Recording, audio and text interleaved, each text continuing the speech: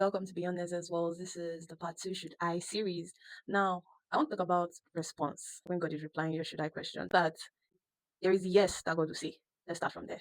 God will say, yes, go here. Because, like, when David was asking, should I go to Judah? God was like, yes, go to Judah, go to Hebron specifically.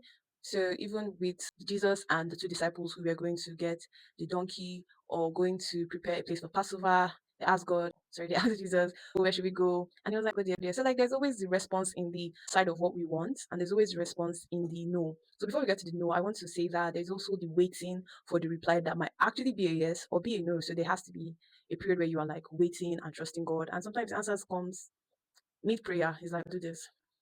After we've established that, I want to just talk about the no. So what made me want to talk about the no was when I read two things. One or three stories. One where David wants to build a temple, and then he's like, I want to build a temple for God. I have a palace. Why not make one for God? And then God was like, no, my darling, not you. So sweet, so thoughtful, but no.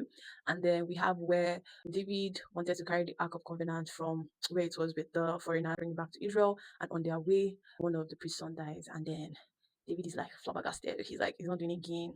And then he goes home. Then he hears of the wonderful things that's happening where the ark was dropped. So he was dropped it. And Israelites, I can't remember the name at the moment, but point is David goes. So David gets the ark to his house. Getting there, he's dancing, he's singing. This is someone that lost, that someone died, and then David got upset and left everything. I was in Shakara, but David came back. That was his reaction after the fact, dancing and singing praise. Then we have the story of David and Bathsheba, where, for those who don't know the story, David sleeps with a married woman, gets her pregnant, then plots to kill the husband of the married woman, and then gets away with it. Then God is like, yo, what's up with that? But essentially, the child is sick, dying, and David is begging God. He's fasting for 7 days. His staff are like, oh, this man is going to die on this. But God insists, no, the answer is no. And then, do you know what David does? He baths, cleans himself up, goes to church, and start dancing and start thanking God. Point being, God will say yes, God will say no. In both circumstances, let your reaction be thanksgiving. Because when he goes to the war and he's victorious, God gives him spoils. David is so thankful to God. He's giving all the glory, he's giving sacrifices, dancing because God has given him victory. And also where God says no.